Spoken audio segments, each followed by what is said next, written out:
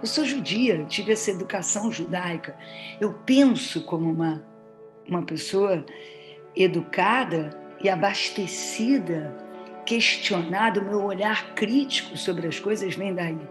A minha família é uma família vinda da parte da mamãe de mulheres muito fortes, né? Mulheres judias, mulheres que não sucumbem, mulheres resistentes, mulheres que...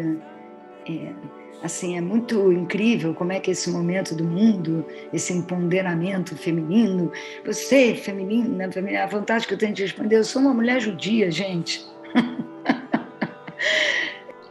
Isso para mim é meu DNA, né, a minha afirmação de pessoa, de encontrar um lugar, de fazer da maneira que eu acredito, de lutar e de conseguir, através de gostar daquilo e de precisar daquilo, né? Então, isso é um aprendizado meu que eu tenho como vindo da minha família judaica de mulheres, né? As histórias da minha avó, né? Que chega no Brasil sem falar a língua, sem dinheiro, sem nada. Depois a minha mãe perde o irmão num acidente de carro e ela tinha 15 anos e teve que se matricular no Bennett sozinha, fazer tudo sozinha, porque os pais dela estavam enlouquecidos com a morte do irmão. E ela consegue.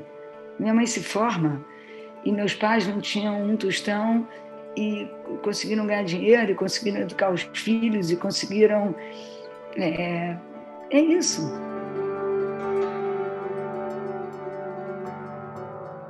Meu judaísmo, ele né, o livre-arbítrio, as escolhas, né? Eu me lembro que a minha mãe falava, mãe, quando eu conheci o Bonder, e depois quando eu fui me distanciando da escola judaica e tive meus filhos, se eu colocava eles numa escola judaica ou não. E minha mãe me falava, não se preocupe, ser judeu é gostar de ser judeu.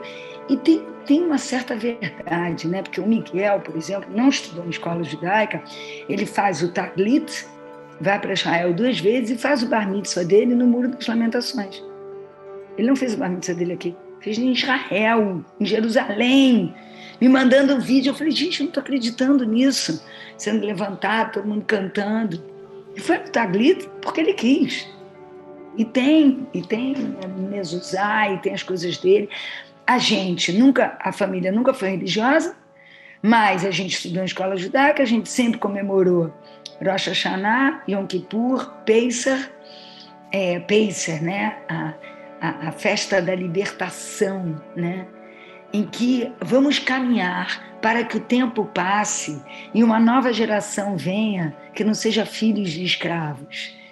O pai dos meus filhos não é judeu, o Cafi, que se foi, mas talvez mais judeu do que muita gente, porque adorava o judaísmo, adorava a mim, os meus pais, né? Foi a primeira pessoa a me contar que o samba nasce no Rio de Janeiro, num encontro de judeus e negros, na Cidade Nova, né? Ali na Praça Tiradentes, naquele lugar. E o meu pai, que adorava o Cafi, que tocou violino na primeira orquestra da Rádio Nacional, reconheci e falava isso para ele.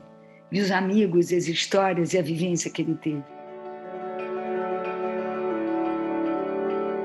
Discriminação, ignorância. A discriminação é assim, porque a discriminação, eu já sou contra a discriminação há muito tempo, né? Já sou contra a discriminação de gay, de judeu, de negro, de pobre, de sei lá.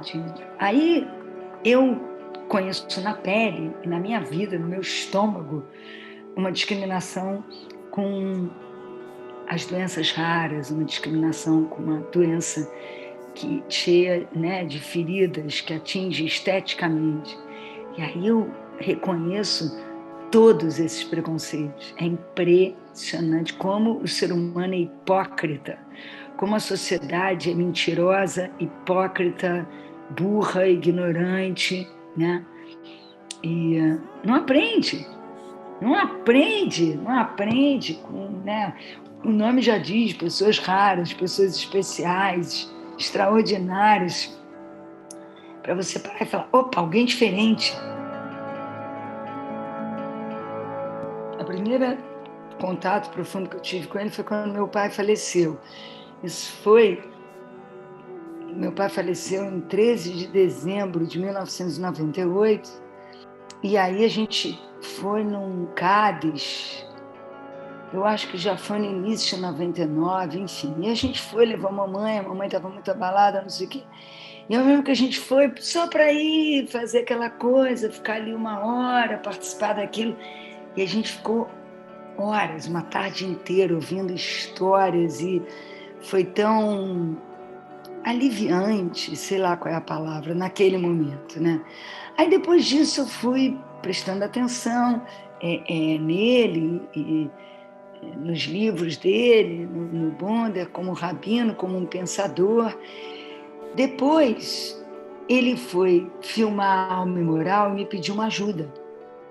Me virei ali, tive umas ideias, eu fui cavucar meus trabalhos, começamos a conversar, eu falei o que ele queria, o Silvio Teller, o documentário é dele, né? E fui paralelamente falando com o Bonder o que eu achava. E é muito engraçado, porque nesse livro, a alma que é imoral. E eu falava, Bonder, é muito difícil, porque para mim o corpo é imoral. A dança, tudo começa no corpo. E a gente teve uma conversa muito interessante e profunda sobre isso, né? A minha dança, o meu trabalho, ele foi entendendo, e aí a gente foi lidando com aquilo e tal, mas enfim, fiz um híbrido ali de coisas e acabei identificando que o meu trabalho falava muito sobre coisas que estavam, questões da alma e moral, né? É uma cura profunda que a gente está buscando, né?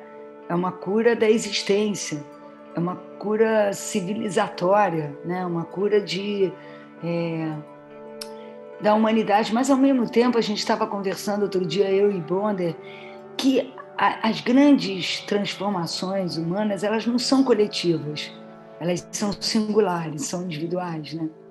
E eu me lembro, assim, quando eu perguntei o que é a cura, qual é a cura? E aí ele falou, você sabe qual é a cura, a grande cura. E aí eu falei, não, ele falou, é a morte. Eu falei, que absurdo, eu fiquei sabe, para entender profundamente o que significa isso, e aí eu me deparo com algo tão intenso. Depois, essa última semana, eu fui ver o espetáculo, fiquei olhando e pensando nisso, né? Como é que, para nós, principalmente para nós ocidentais, né, a gente tem uma relação com a morte ainda muito involuída, né? A sensação que a gente tem que arrancar uma coisa, e não é. A morte, ela faz parte da vida, ela é estratégia da vida. O único sentido que a gente tem, que a gente reconhece, que a gente vai construindo, é essa relação com ela. Se proteger dela, ou quando ela vem, né? O medo dela ou não, estar pronto para ela.